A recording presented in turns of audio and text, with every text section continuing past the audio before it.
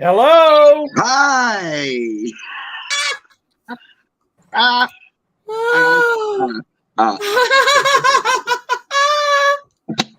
Hello, everybody. Welcome to Late Night with Kettle Kitchen and Crew. That's what I'm What's calling going here. on? Hello. I was sitting down there, and I actually was sitting there, and Dale starts doing this to the trumpet music, and I was like, Dale's going up. I didn't even get to hear it this time. You didn't get to hear it? Mm-mm. I didn't hear any music.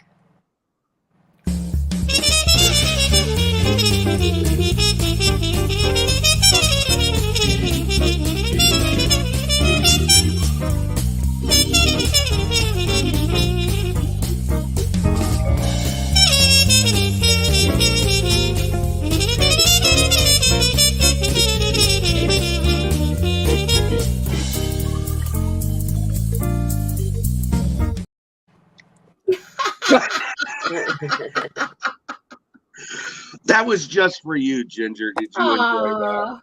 Thank you. Yes, very much You're so. welcome. Hello, hello, hello. Hello, everybody.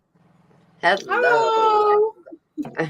How's everybody doing? Well, Dale's in a great mood. Blue is awake and Ginger's freezing. So Yes. Pretty much. pretty much. Yes. And I have web feet. So Okay. I wish I had web feet. sorry. Good Okay. to know. Welcome everybody. I'm glad you all showed up. We have Dark Lord Minute prepping for heaven. Rena LaRue. Somebody's information just went off.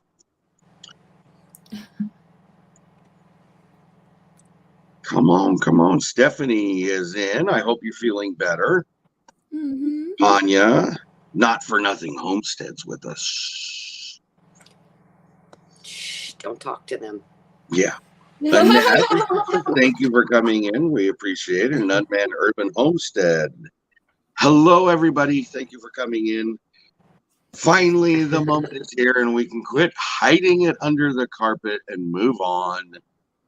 We are actually going to do our pantry challenge, our $5 pantry food challenge that we've been 12 weeks behind on. Yeah. That being said, who wants to go first? All right, I guess I will. I love making him squirm. Yeah, me too. The good thing is if you go first, you're not the one that's last and still having to wait. So, but I'm not moving forward unless Ginger smiles once. Thank you. I have smiled several times. I've only seen it that one time. You weren't paying attention. Fine, and she's cold. Stop picking on her. Okay. So where we left off was the last update we did was week 12. We're actually into week 23 of our challenge. Okay. I'm going to do mine a little different. I don't have any props. I'm just going to read the information to you. So in the 12 weeks, I was able to purchase 30 cans of fruit or vegetables, 5 containers of seasoning, 14 containers of tomato products, which would be like tomato paste or pasta sauce or whatever, 4 containers of pasta. So what I actually did go in and buy was I got canned peas and carrots, canned sweet peas, canned green beans, canned whole kernel corn. Okay.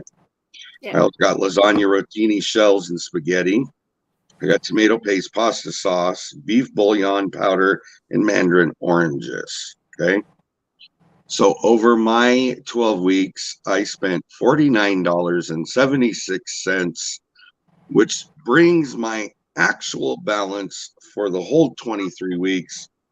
I'm 24 cents under budget. Wow. You did good. Very good. Struggle bus to get there because one of the weeks, because I was actually so far over budget, I opted not to buy anything so it would put me back on budget. Yeah. So that's what I did.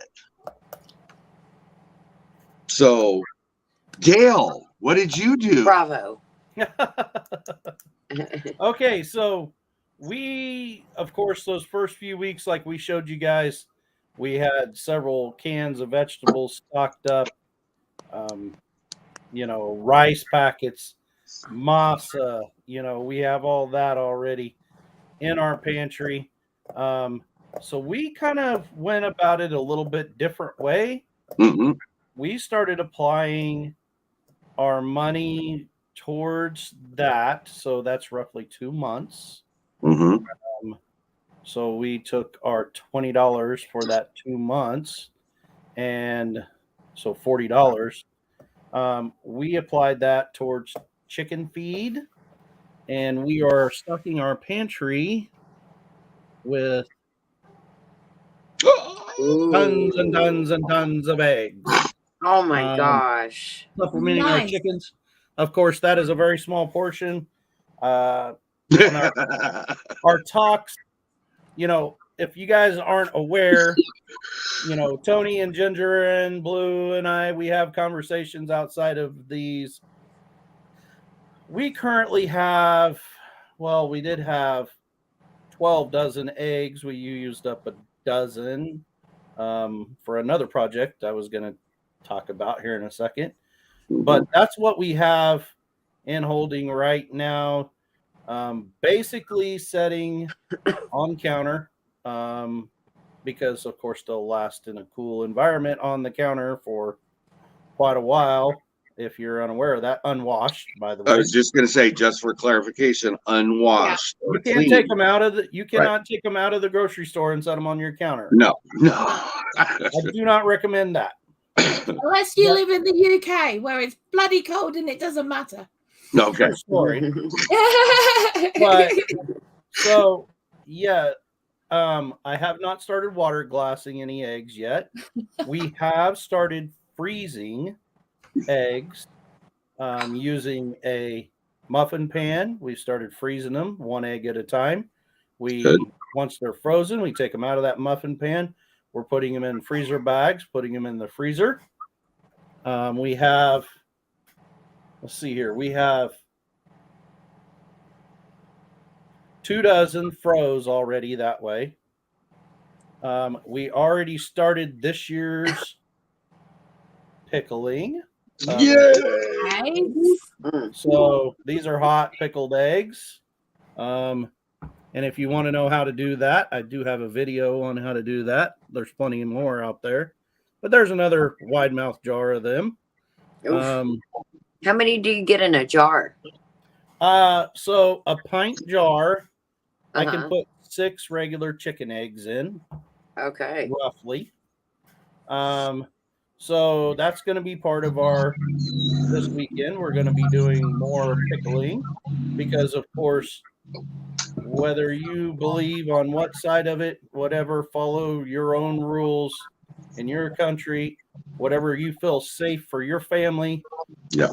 We will water bath can those and they will be set in a cool pantry. The vinegar in there, the acid level is more than safe on those.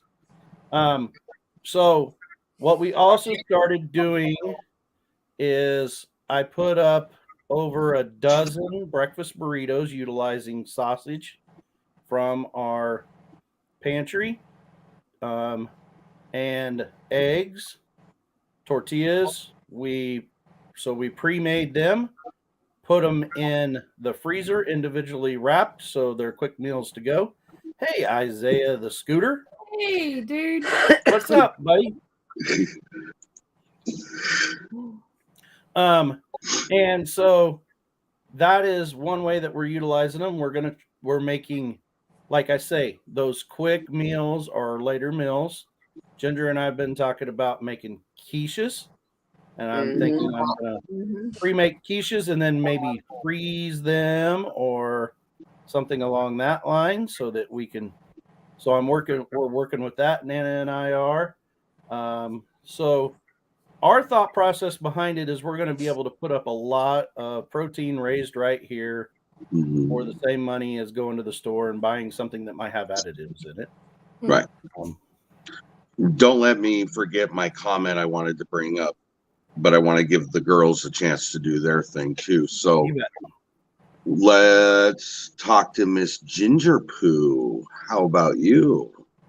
Well, we did the first few weeks, and we stocked up on some box salads, and I stocked up on a good bit of yellow rice to make chicken and yellow rice, and then we stocked up on what was the other thing I did? There was rice, box salad, because I do like box salad. Oh, stuffing. And then one of the weeks we took all of it and went to and got spices, like some rubs and some things like that. Right.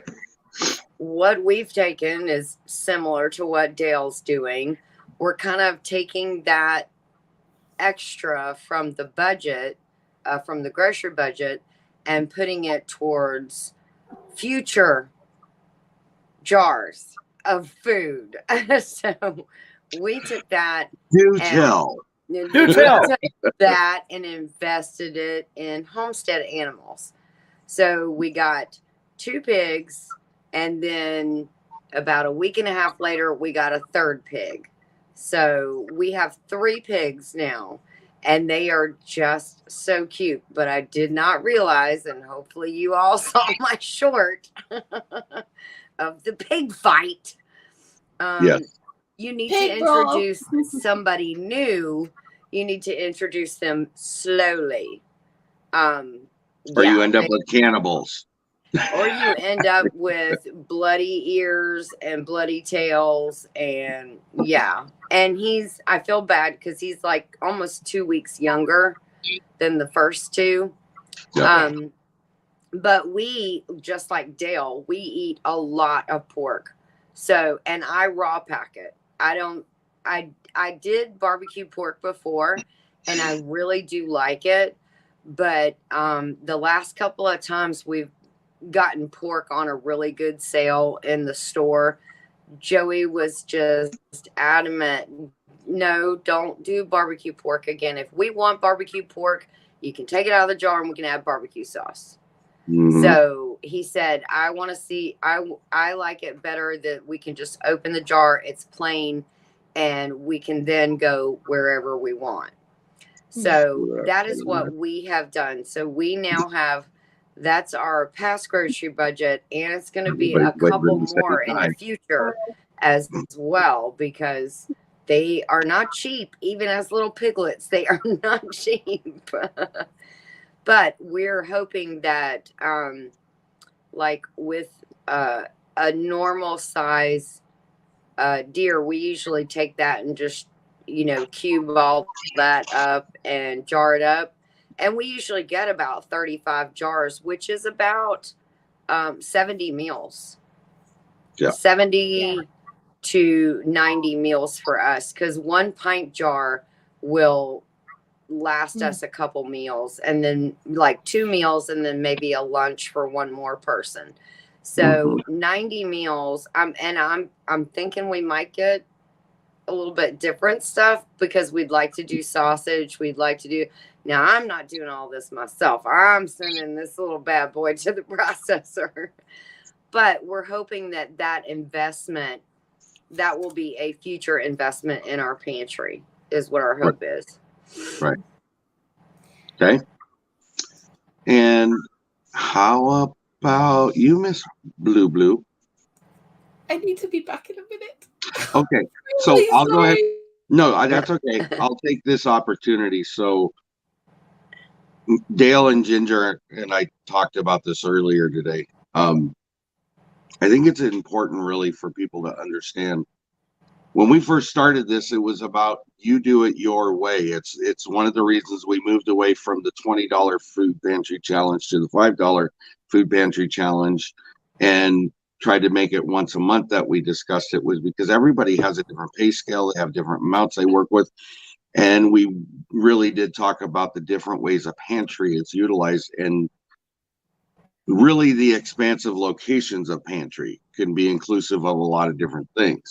Yeah. The way that Dale's doing it and the way that Ginger's doing it, I know the way that Blue does it, are going to be different than the way I do it. And so, especially if it's looking in the future and stocking those pantries or freezers or whatever it is, that is important for people to understand that really in the end of it, what I come down to, at least from my perspective, is one way I do it is one way. One way Dale does it is one way. The way Ginger and Joey are doing is the way. One way Blue is doing it is one way. But he gives people different perspectives, different possibilities, maybe different ideas.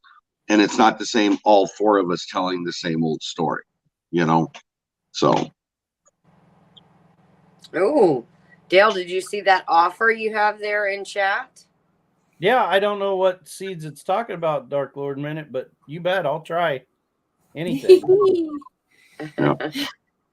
So while you were out, I was just telling people that all these different ways we all are doing our pantries are still viable for this challenge because we all have different ways of doing it. So Absolutely.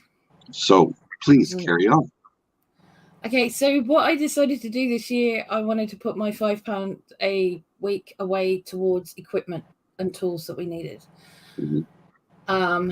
So far, I've bought 2 bannetons for sourdough bread making. I've got all the equipment for sourdough baking now, which includes the whisk, the knife, there's the lame, there's all sorts of bits and pieces that go with that. I also bought the equipment that I need to start doing proper fermenting. I've been waiting for a lot of this stuff to come on offer because a lot of the starters and stuff are really expensive. They're like £15 to £20 each. So I waited until they came, and I've been watching the website, and when the ones that I want come up, I've been grabbing them. So I now have starters for making yogurt and fermented sour cream and stuff like that. And a few other bits and pieces that, like the jugs and all of the stuff, basically.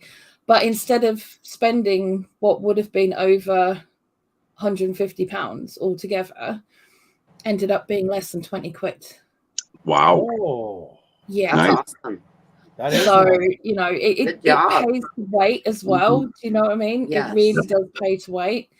So I did that. Then I got myself a proper hand-hammered steel wok and a wok ring for our gas stove. And it's a big one. It's a big one. With a proper rounded base, so the gas can go around it properly rather than having the flat bottom, which it doesn't quite work the same way. Right. Yeah. So I got that, and I got myself a 7.5 litre cast iron pot. Now I couldn't decide whether I wanted a griddle or a pot, and I wanted to have a pan, but I wanted to have the pot. And I found a pot that's got a pan as a lid. Oh, so yeah. I got the 2-in-1. So but it's 2-handled, not 1-handled, because my ability to lift things is minimal.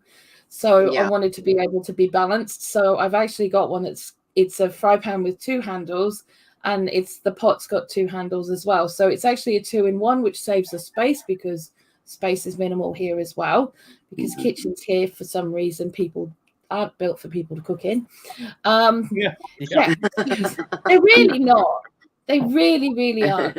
So, keeping stuff to a minimum is really good. So I've done that as well. And the newest thing that I've purchased this week with the last lot is a hand grain mill. Now, I wanted to get a stone mill, a tabletop stone mill, which you can get. And it's still on the list of things to get this year. But meanwhile, because there were other things that I needed to purchase for other reasons, I decided to put the money into getting like a little hand one. And it's a big metal one that sits on, it clamps to the bench or the table. And it looks like a mincer, you know, the hand mincers. Right. Yep. Grain mill. So I'll see how that goes, and hopefully that will just get me through for just now. But yeah, but I wanted hand things rather than electric or power given tools, and sometimes they can be a bit expensive, but at the end of the day as well, they're an investment, and most of the time they're going to last longer than they are with the electrical equipment. So I'd rather have stuff that's going to last longer. See, and I look at that, not to interrupt you, Blue, but I look at that like my discussion that I had on my channel this week. I would look at that mill and stuff like that as a capital investment. Yeah. Absolutely. In your family food security. Yeah. Absolutely. You know, it is a cost that you are going to take, but it will give you years of service to go towards food security for your family. Absolutely. Yes. And at a time when, you know, electricity and gas prices are through the roof, you want to have equipment that you can use as much as possible by hand, because you don't want to put that extra money into giving it to somebody else. You want to keep that as close to you as possible. You know, the boom over here has been for the cast iron hand crank sewing machines. It's been massive. They're only worth $20 now over here because everybody wants one, you know, and they're just 10 a penny in the charity shops. You can just pick them up everywhere. But you can, it's very easy to fix them. It's very easy to do your own servicing on them. You can still get all the parts for them.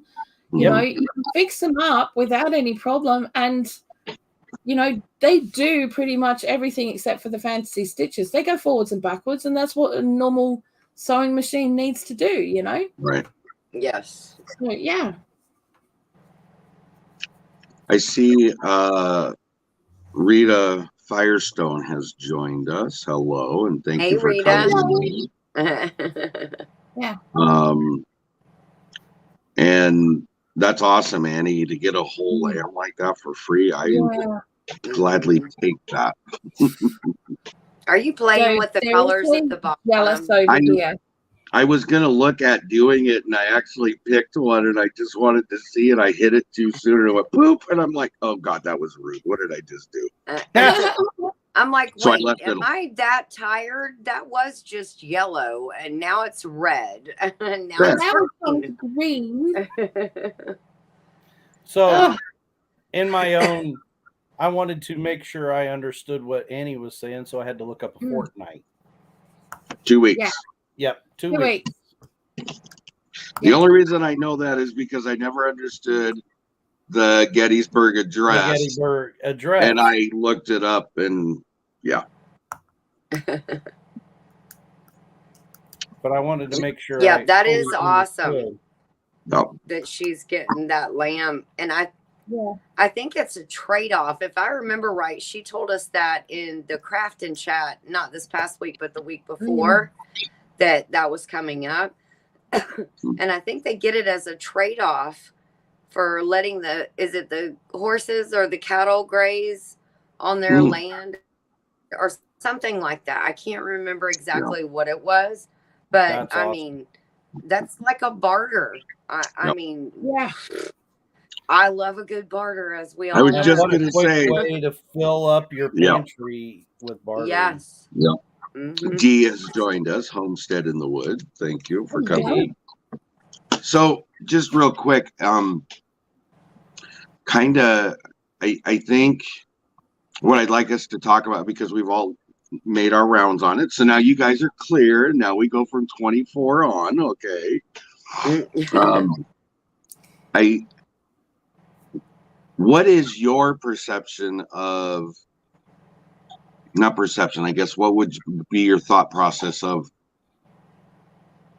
Do you think that what we're doing with the $5 pantry challenge, is it more of how we are stocking up our pantry, or is it more of using items or putting items in that pantry that you're utilizing on a regular basis? So what I'm trying to say is it better to get a shelf that's just what we're putting in it, or I'm here to tell you I'm using that as I'm putting it on the shelf? Yeah. We are definitely to that point in our house that Yes. it is a working pantry that, yes, we grow as we're going, but the next time we do go to the store again, I've utilized some things out of the pantry. We've utilized some rice. We've utilized things like that we need to replace. So that will be our next lunch. Excuse you. But yeah, ours definitely, because of space, because of our budget wise, things like that. It has to be a working pantry here. Yeah. It's blue now. I see that. I'm poking you in the top of the head. Oh, okay. Donk, donk, donk. No, and I yeah, agree. I mean, That's kind of mine where we is, are. But go ahead. yeah. No, that's the same thing with us. We're rotating that stuff through. Even if we say, hey, there's a real good sale on, something different of something that we normally buy, like a different flavor, we'll throw a couple of those in and say, let's try those in our rotation. See if maybe we can put something different with that. I mean, there's like a Mexican corn salad that I really love. And they have a box that's something very similar, made by the same company that makes a ranch salad that I love. So I was like, well, I really like the ranch salad, so let's try the Mexican corn salad. And it actually has turned out very good. Well, good. So, Yeah. But that's kind of in thought process. That's kind of what I know here at our house, it's a struggle bus trying to get the kids to try something new. But we as adults have to do that too, to some degree, because you might find something you like, something that's cheaper, something that's better, something that you can get more out of. You never know. Yeah. I have found out in my older age, I really do like Spam. There's that. Yeah. I used to say, gross. No, I'm not eating that. And then I like it diced up in little pieces, fried, put it with some rice, with some peas and carrots, and maybe even a little corn. Treat it like like you could fry it in Bloo's wok that she got her new wok. Put a fried egg right over the top of it, or a scrambled egg right over the top of it. Really good. It's really good like that. I like it. Yes, Stephanie, I might have to. And Stephanie, there's a really good sorry. Go ahead, Blue. There's a Korean sushi kind of. I loosely use the term sushi. They use the term sushi, but it's actually Spam. It's a block of Spam that's been fried off in like sauce, and then on a block of rice wrapped in seaweed. It's actually really good. That sounds really good to me. Yeah, it's masubi. It's called masubi, and it's really yummy. It's actually pretty good. It's not an everyday food, obviously, but it's pretty good. Did you see Blue and everybody else also? But yes, Annie said that they do vermin control. Yes. On the neighbor's property, and in exchange, or her husband and her son, and so in exchange for that, they're getting a free lamb. And let me tell you something. Awesome. Even lamb chops here, you might as well buy me a filet mignon or two, because they are so expensive. So she is super duper lucky. Yeah, no, I totally second that. I mean, like over here at the moment, they're selling what's called a 13. It's for £13, and it's supposed to be a half leg, but it's the shank end. Yeah. So it's all bone. Right. If you want a whole leg of lamb from the top of the shoulder down to the leg, which it should be, you know, you're looking at $40. You Right. know? Yep. That's a lot of money. It is a lot of money. It is a lot of money. And you can't get those in the supermarket. You have to go to a proper butcher's to get it, because the supermarkets are cutting a leg of lamb in 3 pieces and selling each part as $13. Right. Not to get into a major They're trying to get the conversation most for their money. Yeah. Stephanie's saying the only thing that makes her nervous about canning her own meat is botulism. The only thing I'm going to say, and it's all I really want to have on the conversation right now, just do safe recipes, follow proper food hygiene, do what you're supposed to do. You should be fine. It shouldn't be an issue with it. So, yeah. And it is nervous. I mean, Ginger can tell you I was very nervous myself, but once you get over that, it's nothing really. I mean, I felt like a big baby once I got over it, to be honest. But I guess I'll extend it a small amount, Tony. Didn't I just say I didn't want to? But Okay. I'm joking. But with that being said, ugly chicken and ugly pork will always be in the Kettle Kitchen household from now on. You damn straight. Yeah. Yep. And broths too. Yeah. And the broth. Yep. Oh my god, chicken broth. There is nothing. Oh my gosh. The only one I found that even comes close to it is better than bouillon, and you can still tell it's artificial. Yeah. You know, it's just real broth doesn't come out that yellow. Okay. No. It's like a beautiful golden brown, like almost like an onion soup. Yes, that's what it reminds me of. It was like a French onion soup color. Yes. Yep. It's not yellow. No. And that's all the artificial crap they put in it. Now, I would disagree with you if it's somebody that's like Middle Eastern or whatever, because it probably has turmeric in it. So, I mean, there is some exceptions, but the stuff you're getting at the store is stuff you're getting in most places in our neck of the woods. Usually it's because of the crap that they're adding. And that yellow, I think it's yellow 4 or something that you guys have in your food is really insidious and really bad for your mental health. Really bad. I like that red dye number 9. Yeah. I like red dye number 40. No. What I have found myself really liking is the turkey broth I made from the holidays. Mm-hmm. Oh, I bet. Oh, wow, I bet you did. Such a rich taste. It is. And if you make a roux and put it in the roux, it's so good. You know, that was another thing. Patty and her mom taught me how to do the gravy that I do. And I get the thought thank you.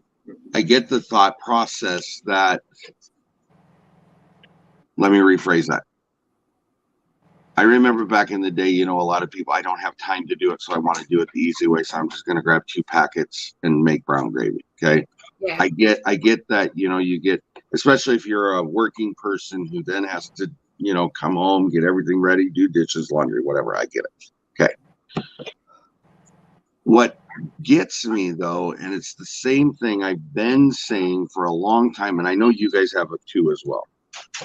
When it really comes down to homemade is the better way to do it. And when you really get down to the nuts and bolts of what you're making, it really, for the most part, doesn't take any more time than if you go to the store, bring it home, make it yourself, heat it up, you know, that kind of thing, because in the end of it, you're still going through the same processes. Okay.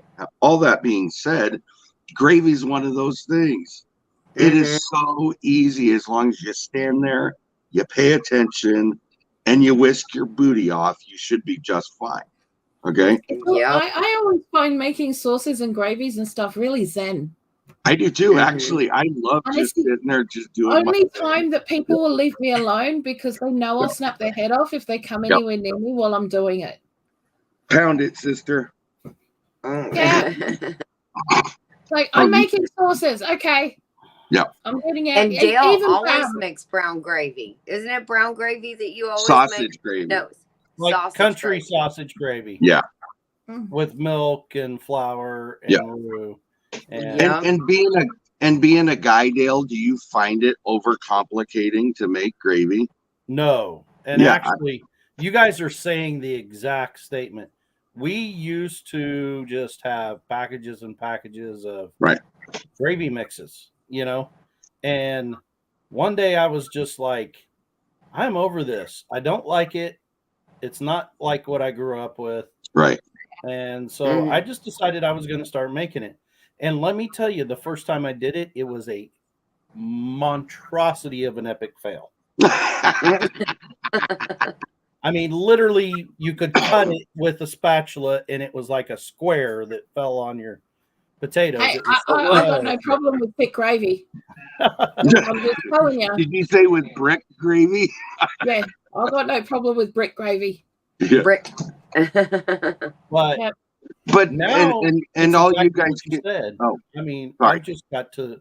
It's exactly what you're saying. Now I've got to the point that it's almost a pride thing, and it's like and It is. Yep. so zen, I guess, is the word you used, but it's so just like methodical, you Yep. know. And I'm going to Watching tell it you in a guys direct- from my perspective. I don't know how you guys make yours, so I'm not trying to tell anybody listening or watching my way's the right way. It's just the way I do it. For every tablespoon of oil, whether that's oil, butter, drippings, baking grease, I mean, whatever it is, for every tablespoon of that, I'm putting in a tablespoon of flour. Yeah. Yep. I also, everything is ready to go right there on the side. Yeah. I put my oil in the pan. It started heating up. I've got the flour sitting there ready to go. I have both either milk, evaporated milk, half and half, heavy whipping cream, whatever I'm using for the dairy part, and I have water sitting there. And it's just a constant, just like she said, it's zen once you get into that movement and that mode. You know who And taught for me how me- to make gravy? Huh? Ooh, You know who taught me? I'll give you one guess who taught me how to make gravy. Joey. Joey. My dad. Who? My dad taught me. Yes. There you go. My dad used to work in the mess hall when he was in the Air Force, and he would make SOS. So if anybody knows what that is, Oh, I know what you he mean. actually said And he actually says the full version, Yeah. not the acronym SOS. But yes, and I know I was like, I don't know, I'm probably 14 when I finally said, Dad, that's really good. How did you learn how to make that? I thought he was going to say something profound like my grandmother taught him how and her grandmother. He said, no, when I was in the Air Force, I worked in the mess hall and I had to feed a bunch of guys. So I had to figure out how to make SOS. There you go. I took care of it in chat for you. What's that? Oh, yeah, it was absolutely the funniest thing. But yeah, and he was so patient with me. And then before you knew it, I was making it. I was like, dang, this is easy. It's a lot easier than I thought it was. So I see this comment by Rena LaRue. Her mom couldn't make a smooth gravy ever. She always put it in the blender. I'm going to tell you just from my own experience. Get the oil in, put the flour in, and whisk it down till it looks like a cream. Once you got it to that, I mean, and that's the quick, easy way to get the lumps out. I mean, really, it is. Yes. And I just alternate milk and water and whisk in between. And but you don't easy. add that. You don't add any of that stuff until you've got it down to where the pan drippings are almost like water. Yes. I mean, you've got to have that flour completely cooked in, and you have to cook it at least 2 minutes anyways to get the flour taste off. Now, see, I have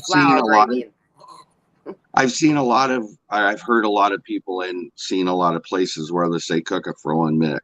I don't know about you guys, but 1 minute was never enough for me. It had to be 2 minutes. Oh, no. And the darker you want the gravy, the longer you sit The longer there. you cook it for, yeah. So, Yes. yeah. So for me, it's never I've got a 1 minute cook. It's 100% a eyeball thing. Yeah. Right. That looks about right. And it just comes from experience. Yeah. But the one thing, I'm going to steal a page from my best friend Blue and Annette here. And I'm going to say my next thing is going to be a proper roast beef sandwich with brown gravy and mashed potatoes. Yes. I want that good. proper brown. Oh, gravy. Yeah. It's like an SOS, except for on steroids, Yeah. But, Yes. I love that. That's like a comfort food that is just like it goes along the lines of my battered and fried pork chops, mashed potatoes, country gravy, and corn. The same thing. If you haven't been able to tell, Dale really likes mashed potatoes and pork and gravy. I just want to throw that out there. Yep. Not a big fan of rice. Just so you know, if you didn't know that, Dale's not a big fan of rice. If I ever run into Dale along the highway, I'm going to stop him long enough so I can shackle him and make a big old pot of fried rice just for my brother. Yes. Okay. But if you, like Tony was saying, tablespoon for tablespoon. Now, if you use, hang on, let me make sure I get this absolutely 100% because I'm not good on the whole technical thing. Right, so 50 grams of flour or dripping or whatever your oils are to 50 grams of flour, and that is 2 ounces. So if you use 2 ounces, that's going to get you a quarter of a gallon of gravy. Right. Which is a liter. Yeah. Okay. So that's the key to what she's saying and what I said is equal parts oil flour. That's really the important part. Yeah. Yeah. But it's if you want to have like that quarter gallon or whatever, the big pot, but like my big pot is a 6 liter pot, so it's 1.5 gallons, and that's what I have to make when I make a roast dinner. Or if I'm making gravy, because the boys will literally sit there with a jug and dip it in the pot and pour it over everything. It is its own food group, apparently. Right. Yeah. Prepping for Heaven said, but it's even better with gravy on that rice. I agree, 100%. 100%. It makes rice taste better. We'll put it that way. One thing I would throw out, and I don't know if a lot of people, I do it all the time. You can ask Patty. I'm always doing this. Instead of water, I'll grab broth and use that instead of my water. Yeah. And that flavors your gravy even more, You should definitely use broth. And if you want it, you don't have a lot of time to stand there for ages. Heat your broth up first. Right. That way it's already ready to go. That will activate the thickening process a lot quicker because you're not cooling it down and heating it up and cooling it down and heating it up as you add in all of the liquid. Make sure that's as hot. Yep. Now look, something as simple as gravy. Look at all the advice and the tips and the hints we've dropped out here. So let's move that back to the pantry discussion. Yes. Excessive gravy. What do you do with it? Drink it. That's my friend right there. Apparently, it's its own food group. So it's its own food group, right? So what we do is we've got the when I do a roast dinner, I do a huge roast dinner, okay? And it's probably enough for maybe 10 people, 10, 12 people. But you got to remember there's only Tanny and I and sometimes Bam. So we have a roast on the day. We have another roast the next day. Then it gets turned into a pie, which I will use some of the gravy for. And then we will do something else. But that all gets you, that one roast dinner will do us for a week or maybe even 2 weeks worth of food. And theoretically, not really ever having the same flavors each meal you're doing. No, You because know? you're doing something different every time, Right. except for the second day of roast dinner. But who doesn't want to roast dinner 2 days? And I'm glad you brought that up because for your guys' 4-hour collaboration, you guys already know this. Originally, I was going to do a huge pork tenderloin and cook it 5 different ways. We had been sick that week before, so there's no way I could have done it and got the video in time. But the point is, you can take a hunk of meat and you could theoretically make 5 different meals out of it and theoretically have 5 different flavors so that you don't feel like you're eating the same thing for a week straight, you know? Exactly. If you can do that with your pantry items, it makes your pantry that much more indisposable. Oh, Meaning yeah. it's ready right there. You just got to have the variations, you know? Absolutely. I'm I mean, like loving when I do it, normally what I do is I'll get an extra chicken, like a cheap chicken, really the cheapest chicken I can find, and that'll stock pot. Yeah. So I'm making the stock at the same time, but I'm also getting all that poached chicken for Tanny's lunches during the week with sandwiches and stuff like that. So we've already got poached chicken. It's already done. But in the meantime, we've also got a really amazing stock, which most of that goes into making the gravy. Right. So, you know, it's working it out, you know, as you're going and just putting a little bit of thought into what you're doing as well. Okay. Now I have a question for you. Yep. So when you go to make this, since we're talking about large cuts of meat, when you go to make this proper roast beef sandwich with gravy and all this deliciousness on it, what is the cut of roast that you're going to use? Oh, Great question. That is a great question. Thanks. I'm hoping you got a great answer for it. Because I So make for copycat me, you. yeah, for me, I'm gonna want a top round or even hey, what's going on? Radio Jonesy? Yep. Chuck roast. Yeah, I'm on a chuck roast. Because you have all those different muscle components and high fat content. It's just like the Boston butt or shoulder roast of a hog. That's the same area of a beef. How do you know that butt came from Boston? That's just what it's referred to as. I know. I'm joking. But so which one would you prefer? Actually, I would prefer the chuck roast. Is what we usually roast. use. Yeah. Now, I also have had it with the point portion of the brisket, and I absolutely love that. Yeah. Now, will you shred this or will you slice this? Slice and dice. Slice all day and night. I have to admit, one of the best pieces of equipment I ever bought was a meat slicer. Cost me $40. I've had it for 8 years. And I swear that thing has saved us thousands. We still have. Where did that one come from your mom? They got that for an anniversary present, wasn't it? So Patty's mom and dad got married. Lori said she loves chuck roast. Patty's mom and dad got married in 1958. We still have the meat slicer, and it still works awesome. Oh, I will do if it was made in the 50s. That's awesome. Yeah. That is amazing. Yeah. Okay, so here's what we're going to do. Made to last. And now I'm going to put you guys on the spot. I'm going to name 5 things. Give me something you would make with that item that doesn't repeat what somebody else says. Okay? Okay. Okay. Chicken. Dale. Sourdough dumpling, drop dumplings, and chicken. Kind of like a soup. Yep. Okay. Blue.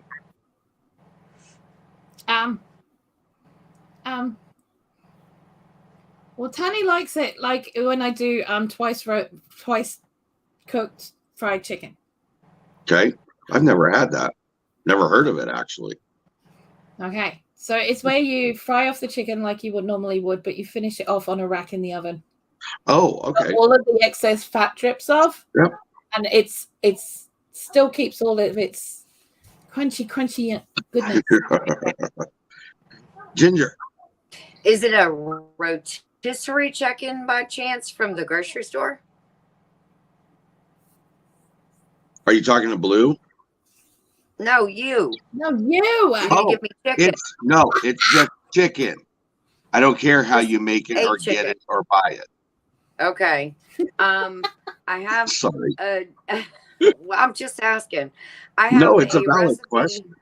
that is super easy, super fast, and it's Greek chicken, and it's just Kraft Greek salad dressing, and you baste the chicken with it, and you put red potatoes around it quartered, and you put a little bit of the dressing on them, salt and pepper on the chicken, and you just turn it and keep basting it for like an hour and a half. And it is a one-pot meal that is absolutely bomb diggity. It is amazing. I called mouse toast bomb diggity the other day. I'm still waiting for the response on that one. Yeah, it is. Mine oh my is gosh, so good. Mine is an old standby, but we had a craving the other day, and I'm craving it again. I mean, we had it the other day because we had a craving, and I want it again. Just plain old oven baked chicken and rice. Yes. I love those flavors and tastes together. Yes. So, you know what's really cool about that? There isn't a culture in the world that doesn't have some kind of chicken and rice recipe. Right. You are correct. Yep. Did you make meatloaf today, by the way, Tony? No, that is going to be tomorrow. Oh, no. It's going to be tomorrow. That's going to have to wait till Monday, I think. But I'm going to make that. So we were talking the other day, and I said she was eating meatloaf. It made me keep craving meatloaf. So I said I was going to make meatloaf, but then we talked about it. Make meatloaf early enough in the day so we can have meatloaf sandwiches for dinner. That's awesome. Yes. Okay. I love meatloaf. Tanny hates it. So if I have a second choice of how I would make that chicken, I would take. Did I give you an option of a second choice? No. But go ahead. I would take the chicken, which has become our most popular way that, we retail chickens, pasture chickens. One of the most popular ways is one day I just basically spatchcock a chicken, right? Except for I completely cut through, so you had two halves, right? Completely apart. Sold that as barbecue halves to people because when I explained how to make it, the people that was like, "Oh, I got to try that," they come back for it again and again and again, and that is to smoke that whole half on your smoker and baste it as it is smoking. Oh, geez. Oh, my gosh. It just like you go to move it and you grab a hold of the leg bone and it just comes out. And there's just now that's good chicken right there. Yeah. And when you spatchcock a chicken or a turkey, it takes like half the time to cook it. Yes, it does. Definitely. You're just moving the chicken around, but it's crazy. So here's the sorry part about what Stephanie puts in there. So she says, I make my meatloaf. I do a pound of ground beef, pound of ground veal, pound of ground sausage. I would love to do that, except in the state of Washington, you can't buy ground veal anymore. Oh, wow. So I would love to be able to do that, but I don't have that opportunity. Hello, Dixieland Homestead. Hey. Thank you for coming in. Okay, so your next item is... Oh, shoot. Apples. Blue. Yes. What would you do with apples? Okay. I gotta think of something good here.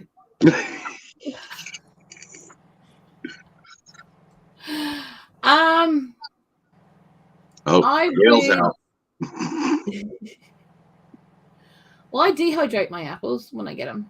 Okay. For the most part, and I use the peels from those and the cores to make vinegar, So I do that. But the apples then I dehydrate, and then I can rehydrate them and make like crumbles and pies and yumminess. Okay, so it's more of an additive to a meal or a dessert. To me, it is. To me, it is. I don't, because we don't eat a lot of fruit, to be honest. Fair enough. We just use it as a garnish. I didn't say anybody was going to be right or wrong, so you're okay there. Yeah. Ginger, how about you? I would peel every one of those apples.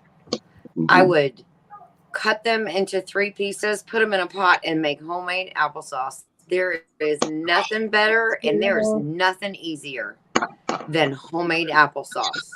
And I just want to like, go back to my childhood every single time and just say, you know, it's so, and applesauce may be so juvenile, but I mean, it is so good homemade. And you don't use that much sugar if you get good apples. Yeah. No. It's I basic hate and delicious. you because we are out of our applesauce right now. Yes, I know. It sounds so good. Dale. Oh, I'm the weirdo here, and I'm going to be plain Jane. If I have apples here, I'm not going to cook them in some dish. Bring me an apple. Yeah. And There you bring go. me a jar of peanut butter. yeah. Oh, God. There you go. You're not lying about that. I actually cannot pick one because and Ginger just made it even harder. Thank you very much. Sorry. We do so much with apples. So we do just like who was it that said it? I want to say it was Prepping for Heaven, I think. Anyways, somebody said apple crisp. We do that all the time. The pork chops and applesauce thing. We do that all the time. We make applesauce. We make apple butter. We make apple pies. You know, I've even done an apple jelly before. You know, we do an apple cake. I mean, so for me, it's really hard to pick one or the other, but I really think Dale, late night snack. I'm with Dale. I'm really here to agree with that one. So I'll try not to cheat that way, but it's hard on apples to pick just one because we do so many things with them. So I just love a good crisp apple. That's like okay. Let me ask you another question then. What's your red or favorite green? apple? Which one? red. Red. Okay. I cannot handle a green apple. I hate red Not apples because me that's either. all we lived around here. We're in the apple state of Washington. So Blue. It's Yes. Oh, sorry, Ginger. no, I was gonna say, and applesauce is better if you mix a few different kind of reds, like some pink ladies and Okay. So there's a hesitation. I'm talking. What do we call those that we have? The red delicious. That's the ones yes. I don't like.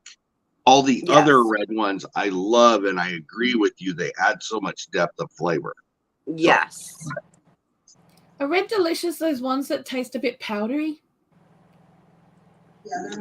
Yeah, they're more of a dry, non-tart. They're like a non-apple. To me, it tastes like a non-apple to me, yes. Yeah. Yeah. It's like if the mango came and sucked their soul out. I'm here to tell you, being from the apple state, that apple is the least tasting like an apple out of all the apples we get. It really is. And I agree with you on that. Yeah. Yeah. So I don't like the apples that have like a mush soft. yes, and that's what happens with the ones we're talking about. I don't like the meat to be mush. I like it to have a little bit of firmness to it. And oh gosh, now y'all got me wanting apples. Okay, anyways, we'll move on to something else, okay? How about it's cold. My nose is cold. I'm going to give you something that's already cooked, and you got to tell me what you would do with it. Okay. It's too late for this. Did you hear me? A hamburger patty. A hamburger patty. Already cooked. Already cooked. Ginger, we'll start with you this time. You're probably Dale's gonna kill me. I'm gonna crumble it up, chop it into smaller pieces, maybe make some gravy, and have it over rice. Okay. I'm out. I'm Dale, out. your turn. Dale and the rice. I could do mashed potatoes. In the rice. I'm going to take that hamburger patty. I'm going to put it in a casserole dish.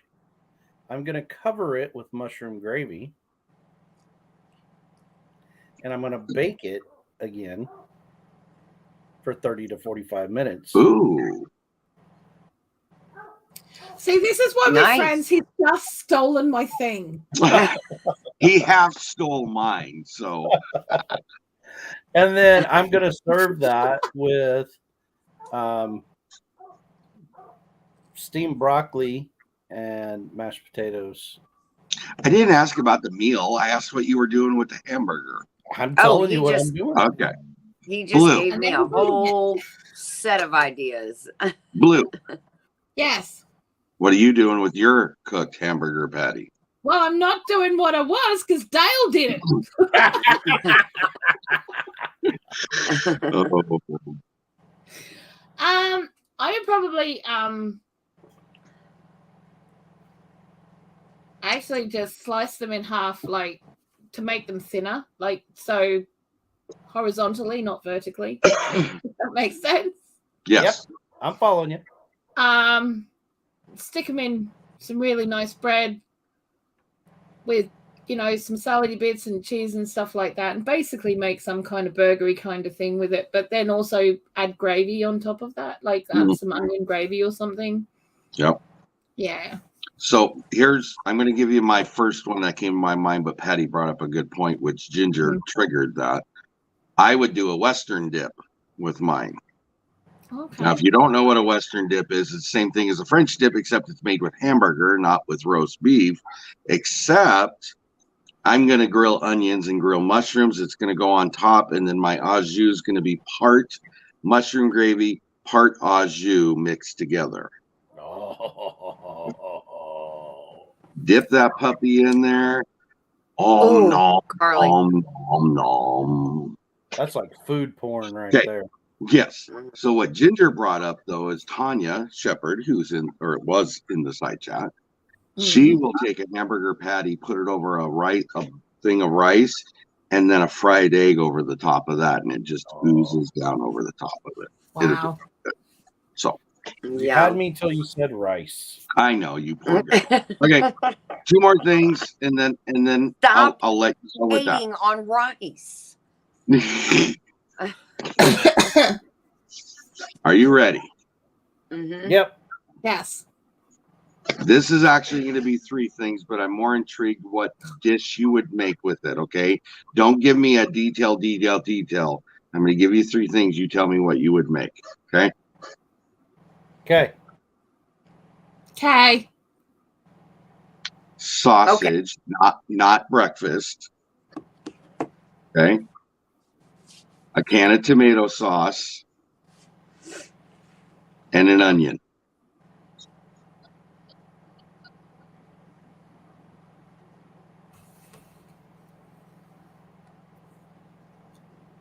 But okay, time out. What do you mean by sausage but not breakfast sausage? Meaning it's not like a breakfast link sausage. I'm talking more, it could be andouille sausage, it could be a bratwurst. 10-4. I'm following you now. It's like a kielbasa, It's like anything not a breakfast sausage. Okay. All right, so let's hit Blue first. Yes. What would you do with it? What dish would you make with it? No, I can't have it all. I'd probably make a toad in the hole, to be fair, because I know Tanny would eat it. How big's the onion? Okay, well, I'm going to get a really big onion, and I'm going to make a blooming onion, and then the tomato sauce is going to be the dip.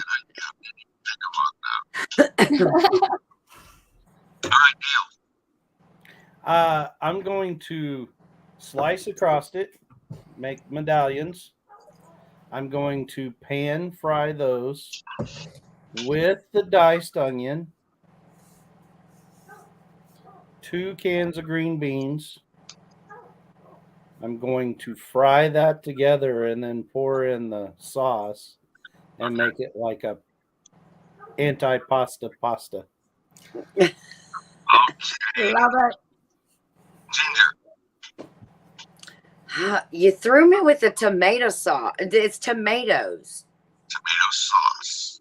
Tomato sauce. Yeah, you kind of threw me with that. Well, in technicality, I'll let you go with tomatoes because tomato sauce is a product of tomatoes. So Yeah, that's true. Well, I'll take the tomato sauce. I will kick it up a bit. I will fry the onions I will fry the onions. Right. Put the tomato sauce, some garlic. I'm going to put some red beans in there. I'm going to dice up the sausage and fry those separately and then add them to the pot and have red beans and rice. I'm coming to Ginger's house.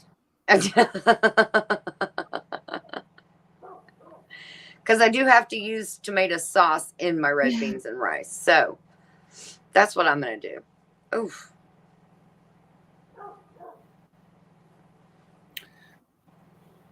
You're muted. You're muted.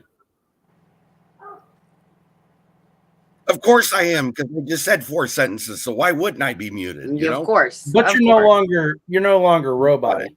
Okay, yeah, but I may That's true. pause because my internet sucks. So I'm just warning everybody. So Yay. what I would do, I take the onion, chop it up. I take the sausage, chop it up, put it all in a pot, and let that sucker just go for hours and make a nice pasta sauce with it. Nice. That's what I would do. Okay, your last thing. Caramel, bananas, and you insert the third ingredient. What you making with it?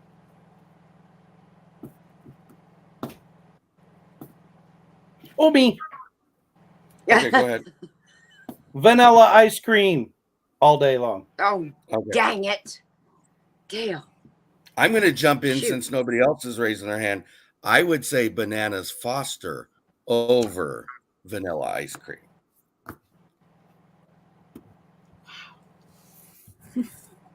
Just waiting on you two now. And I'm gonna Renee- I'm gonna take those bananas and I'm gonna put them in a bag with a tomato and let them get like super brown. And I'm gonna make some banana nut bread and I'm gonna drizzle some caramel over it. Oh No, my! Patty God. thought we were still on the tomato, and Patty's going, tomato? No. Oh, no. Ginger, you lost. You.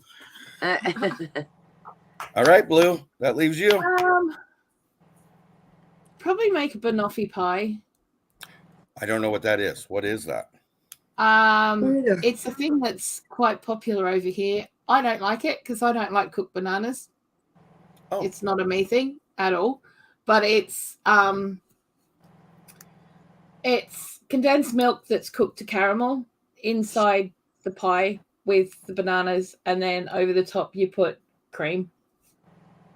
But you eat it cold. It's one that you have to set. Yeah, but Cool. that's banoffee. Like a flan. It's in a pie crust and stuff. But yeah. Okay. Bonus question. Ginger, how do you like your steak cooked?